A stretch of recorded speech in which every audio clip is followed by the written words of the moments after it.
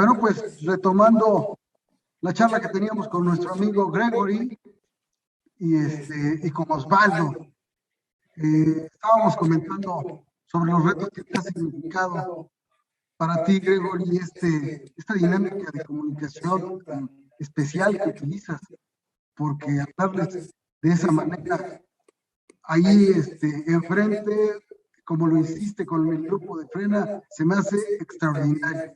Así que quisiéramos saber qué retos te ha implicado esto y si ha habido situaciones difíciles donde te heredan, ¿qué nos puedes compartir? Bueno, en general, en la mayoría de los casos no se dan cuenta hasta después que pues, Joe es un personaje ficticio. Han habido algunos casos ya más recientemente en donde alguien sí llega para compartir el chisme de que no, pues yo sé, este es un personaje, lo he visto. Ha llegado a pasar, pero eso no ha sido lo fuerte. En realidad, la gran mayoría de los casos, yo he podido salir sin que se den cuenta. A lo mejor ya conforme como que va pasando el tiempo, va a ser un poco más difícil, pero hay que adaptarse a las circunstancias. Siempre hay una manera. Sí me han llegado a mandar cosas no tan agradables después, pero ya es vía electrónica y ahí pues no hay tanto problema. No, lo que sí es algo que sí es importante que menciones, es que creo que es muy importante, no solamente bueno, yo me considero entre comediante y periodista. Es como periodismo de comedia, que no es exactamente lo mismo que el periodismo, pero es una manera de informar y obviamente siendo comedia se mezcla elementos ficticios. Pero en cualquier forma de periodismo, yo creo que sí, siempre es importante pensar en la seguridad. Y en ese sentido, los principios son los mismos. Tienes que medir qué es lo que estás haciendo, pensar en las consecuencias, pensar en lo peor que podría pasar y siempre, eso va en serio, siempre tienes que tener un plan para huir rápidamente y no ponerte en una situación desde la cual no puedes salir. Yo he tenido suerte, pero también siempre preparo. Con el equipo con que trabajo, ensayamos cuando hacemos una acción como eso. Me destaca mucho que en la cuna del capitalismo, en un medio donde está, pues yo creo que más doctrinado y afianzado el concepto del capitalismo, tú pudiste ver otro ángulo de información. ¿Cómo te construiste bajo esto? ¿Te refieres a la ciudad de Nueva York, la cuna del capitalismo, de donde vengo yo? Claro, o sea, porque allá yo creo que es más difícil comprender lo que está pasando en Latinoamérica, porque finalmente también son beneficios. ¿Cómo llegaste a la conclusión de que simpatizabas con la izquierda o con las causas justas? Pues les cuento una pequeña anécdota. Yo nací en 1973. Antes mentí y dije que había nacido en 1998, pero eso fue mi ego. En realidad nací en 1973. Y entonces, la mayoría de mi niñez fue bajo un presidente terrible, Ronald Reagan, que para quienes nacieron de verdad en el 98, fue uno de los... de los guerreros más feroces de la famosa Guerra Fría entre Estados Unidos y la URSS. Y una de las cosas que Reagan hizo era subir por mucho la cantidad de inversión en armas nucleares, a tal grado de que yo siempre, estando en Nueva York, que obviamente estuvo bajo, que era blanco de cualquier ataque nuclear, si es que Reagan provocara una guerra nuclear con los soviéticos, los rusos, yo tenía un miedo de que no iba a llegar a los 18 años. Y de hecho mi primera manifestación fue en 1981, en una mega manifestación, 82, la más grande manifestación hasta aquel entonces en la historia de ese país, que fue una mega marcha en contra de las políticas nucleares de Ronald Reagan. Eso fue importante para mi formación como niño, pero unos años después pasó otra cosa, que estuvimos caminando con mi familia en el parque y de repente cruza una marcha en contra de las intervenciones de Estados Unidos en Centroamérica, porque en aquel entonces el mismo Ronald Reagan invirtió mucho dinero en guerras para deshacerse de la, entre comillas, la amenaza comunista de Centroamérica, es decir, el gobierno sandinista de Nicaragua, que pues fue otro tipo de sandinismo de lo que tenemos ahora, era un socialismo muy funcional en Nicaragua en los 80s, y Reagan entonces financió una contrainsurgencia para acabar con el socialismo en Nicaragua y también unas guerras terribles en El Salvador y en Guatemala también. Y en esa marcha, de repente, me topé con un templete en donde escuchamos a unas personas dando su testimonio de cómo les había afectado en sus vidas de manera muy directa esa presidencia de Ronald Reagan. Y fue interesante porque en ese momento ellos habían sufrido una violencia directa. La violencia que yo sufrí fue más bien una violencia psicológica, pensando que yo no iba a sobrevivir hasta los 18 años. Yo pensé que iba a morir en un ataque nuclear, pero finalmente la causa fue lo mismo. Y las políticas bélicas, imperialistas de Estados Unidos y sobre todo un tipo de gobierno de la derecha en Estados Unidos. Y en ese momento yo creo que sentí por primera vez una hermandad con personas que pues ni siquiera había conocido, nada más escuché sus testimonios, ni siquiera yo hablaba español, yo no aprendí el español hasta muchas décadas después, pero en ese momento sí me identifiqué con lo que ellos habían vivido y creo que ahí se sembró algo que tal vez como que me empujó hacia América Latina, hacia México, décadas después. Osvaldo. ¿Con qué personajes de la izquierda tú te identificas o mejor dicho, a quién admiras dentro de toda la historia de esta forma de política? Pues eso es una interesante pregunta porque yo siempre, mis influencias están en muchas partes. Es decir que, por una parte, yo admiro, digamos, esas iniciativas desde la base que hemos visto en este país en el levantamiento indígena del STLN, pero también admiro el equipo de trabajo de Andrés Manuel López Obrador, que uno me puede decir, pero pues ahorita hoy en día como que están en conflicto esas dos fuerzas. Pero creo que algo que para mí es muy importante es que en la búsqueda de lo que es un mundo más justo, un mundo más humano, un mundo en donde experimentamos con diferentes maneras de vivir, nadie tiene el monopolio absoluto de la verdad. Pero quien se apuesta por hacer un cambio desde una perspectiva humanista es alguien a quien yo admiro. Y eso quiere decir que tengo, por lo mismo, influencias que son, que pueden ser como que de diferentes lados de la izquierda, como acabo de mencionar, con López Obrador y los zapatistas, pero admiro a los dos, la verdad, por diferentes razones. También, por supuesto, como que siendo de Estados Unidos, también realmente, también hay una gran tradición de lucha en Estados Unidos y mucha gente no conoce esas historias de lucha, pero una persona que admiro mucho es una figura que casi no se conoce aquí.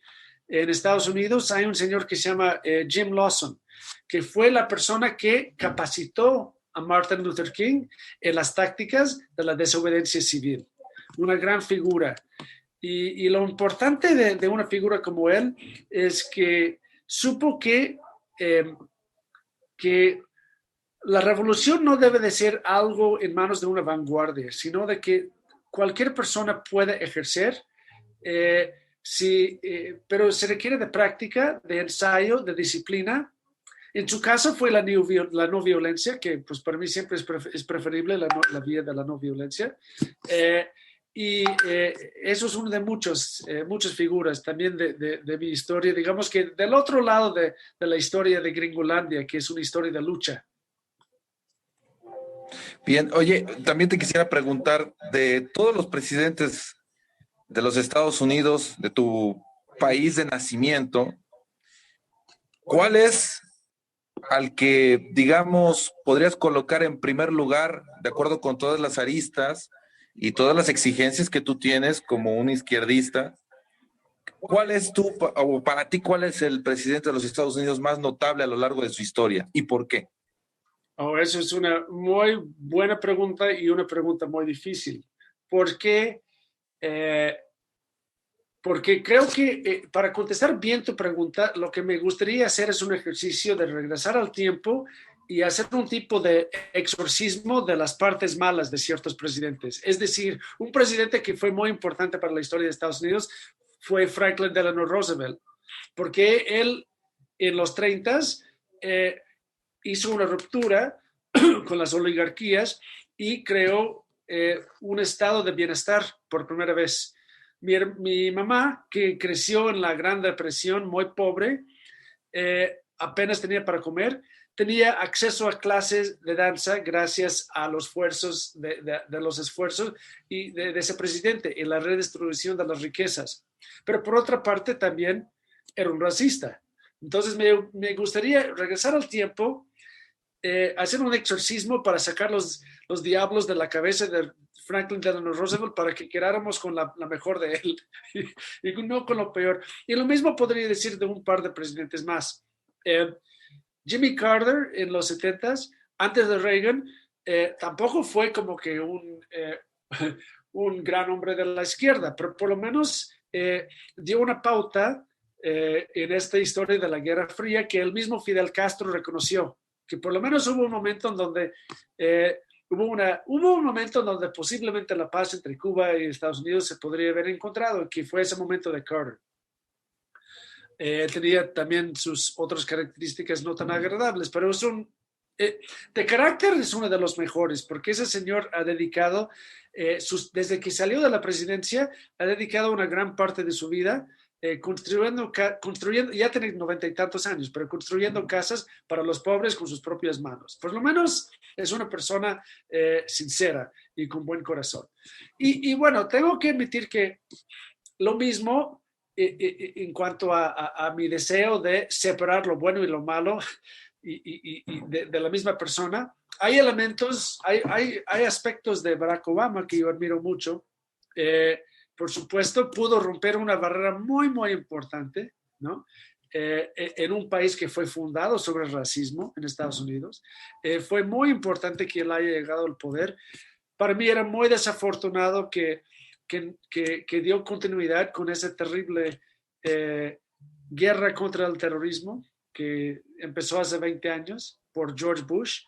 Pero también yo creo que tuvo muchas limitaciones justamente porque supo que era el primer presidente afroamericano de la historia de ese país y por lo tanto estuvo muy limitado en el alcance de sus acciones. De todas formas, mi preferencia sería regresar al tiempo y nada más recordar lo mejor de esas personas. Un presidente de verdad de la izquierda jamás hemos tenido en Estados Unidos, es la verdad. Sí. ¿Encuentras alguna semejanza entre algunas acciones de Biden y de López Obrador? Bueno, voy a decir una cosa que en específico creo que hay un problema de fondo, que es que ahorita hay algo muy paradójico. Si tú escucharas las opiniones sobre Biden dentro de Estados Unidos y vieras lo que Biden significa para América Latina, sería como si fueran dos presidentes diferentes. ¿Por qué? Porque dentro de Estados Unidos ha promovido la agenda, digamos, más progresista en muchas décadas en ese país. Y eso es interesante. Pero aquí, pues no vemos muchos cambios de la política externa de Estados Unidos. Es más, yo creo que también, y lo vimos muy claramente en bueno, cuando llegó su representante a Centroamérica, que en muchas maneras como que hay una absoluta continuidad con lo que vimos con Trump y con lo que vimos con presidentes anteriores.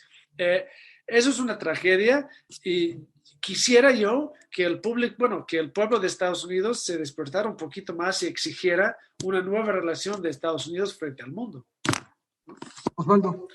Bajo esas circunstancias, mi querido Gregory, o Don Berger te voy a decir, fíjate, porque pues, escuchándote No es albur. No es albur, pero le queda, aparte pues es su apellido, Don Berger. Aunque sea albur, yo te hago comedia, entonces todo se vale, ya sabes. Y lo entiende perfectamente, que es lo mejor de todo. Bueno, soy lento, pero después de 20 años ya sí entender mi apellido es albur, sí. Sí. Me interesa mucho escuchar tu respuesta, sí, todo lo que hemos platicado, pero fundamentalmente esta, debido a los tiempos que estamos viviendo, sobre todo ahorita en el 2021. ¿Consideras que fue un error el que Estados Unidos abandonara Afganistán o estuvo en lo cierto? No, yo sí, en eso sí creo que estuvo corrigiendo un error, algo que jamás debía de haber pasado. O sea... La invasión. Sí, la invasión fue un desastre desde que nació la idea hace 20 años. Entonces, en algún momento, alguien tenía que poner fin a esa guerra. Entonces, para mí no fue un error.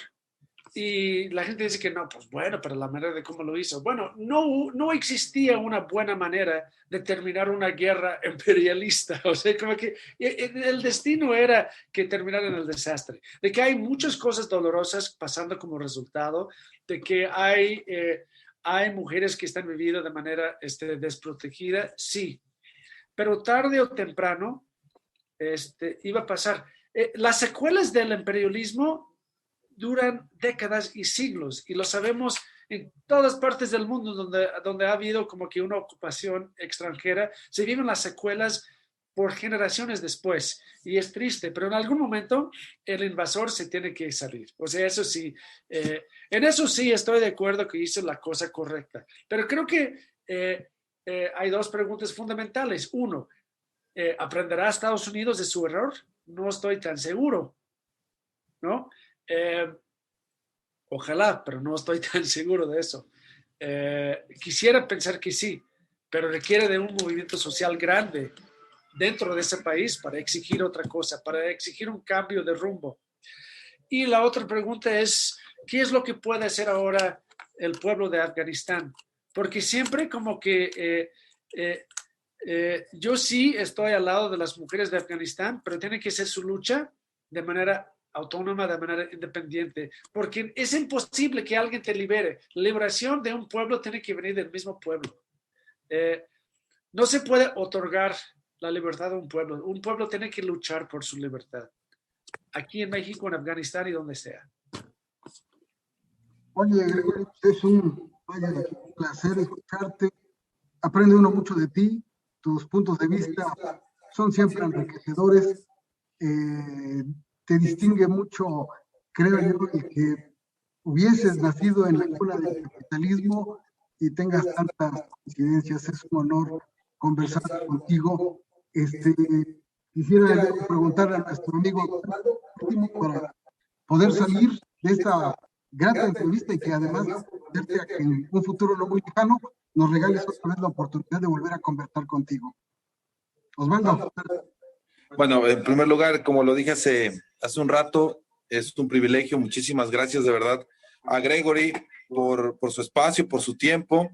Y de verdad que siempre es muy interesante poder escuchar a personas que pudieran incluso tener otro tipo de ideología a lo que nosotros pudiéramos interpretar, o cualquiera que esté escuchando esta charla, pero siempre es interesante, es importantísimo tener la mente abierta para escuchar las opiniones y la forma en la cual se han ido formando. En este caso, Gregory nos fue explicando cómo es que impactó en su mente durante su infancia y por qué llegó a convertirse en una persona con una tendencia de izquierda dentro de la política. Entonces, de ahí, tener la creatividad para poder formar y estructurar un personaje tan difícil, tan atrevido, como lo es Joe Tejodo, tan valiente también, porque mira que meterse a los grupos opositores políticos y salir o intentar salir, digamos, bien librado, y lo hablo porque puede tener en algún momento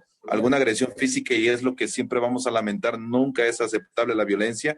Eso es valentía, y eso es algo que sí le aplaudo muchísimo a Gregory, a Don Berger, porque hay que decirlo así. Y de verdad, muchas gracias, mi querido Gregory. Es un gusto saludarte, un privilegio, y espero poder platicar contigo próximamente de nueva cuenta. Agradeciéndote, mi querido Neftalí, y a todo el equipo por la invitación. Muchísimas gracias, de verdad. No, pues más que agradecidos aquí con nuestro amigo Gregory. Quisiera que te despidieras de nuestra audiencia como solo tú sabes hacerlo, mi estimado Gregory. Bueno, entonces, en las palabras de Joe Tejodo, yo les quiero decir que no crean ni una sola palabra que dijo ese comunista judío Gregory. A la verga. No le hagan caso, ¿ok? Es más, yo no me respondo, pero algo malo va a pasar a ese señor Gregory Berger esta noche, lo anuncio de una vez. ¿Sí? El capitalismo necesita esclavos. Sí, bueno, ya se fue a dormir otra vez. Yo te jodo. Sí, déjalo ya mejor. Guárdalo tantito. Pero él está, por supuesto, bueno, no lo dice de esa manera porque ya no es ya no es ganancia. Además, como que lo malo para Yo Te Jodo es que un esclavo le tienes que dar de comer, dar de dónde dormir. Sí. Y un trabajador le das nada más lo mínimo, y que él busque su propia comida solo. ¿Sí? Entonces, como que sale más barato. Hay cosas, para Yo Te Jodo hasta hay cosas mejores que la esclavitud. Gregory, te abrazamos con mucho afecto desde la ciudad de Jalapa, Veracruz, y te comprometemos para que en un futuro no distante nos regales la oportunidad de volver a conversar contigo, con nuestros amigos. Anduvo muy escondido hoy nuestro amigo Omar, porque andaba allá en los controles, pero yo estoy seguro de que en la próxima lo vamos a hacer con nosotros. También es un gran amigo, brillante. Gracias a ustedes. La verdad, para mí el honor es mío de que me hayan invitado, y yo siempre dispuesto para seguir platicando. Pero yo estoy acostumbrado a salir en los medios ya siendo un poco más chistoso. Perdón que que me portaba tan serio durante toda la entrevista. No podrá pasar, ya se lo prometo. Bien. Podemos, a lo mejor para la otra, entrevistar a Joe Tejodo. A ver si, pero sí, en ese caso sí les va a cobrar, en ese caso. Sí. Es muy cobrón, es muy cobrón. Sí, porque sí, no hace nada gratis ese cabrón. Bueno, entonces vamos a tener que negociar, no sé, a ver, una isla por ahí que les... No sé, ahí por Acapulco tenemos Punta Diamante, puede serles de utilidad, no sé. No, sí, es excelente, sí, es más, Joe tiene unos amigos de la empresa Odebrecht que le puede prestar una hacienda, entonces donde se negocia todo. Sale, Sí. hermano. Aunque vaya digo lo contrario, pues ahí se va a hacer. Órale. Te mandamos un abrazo muy fuerte. Igualmente, gracias. Gracias a ti, Gregory.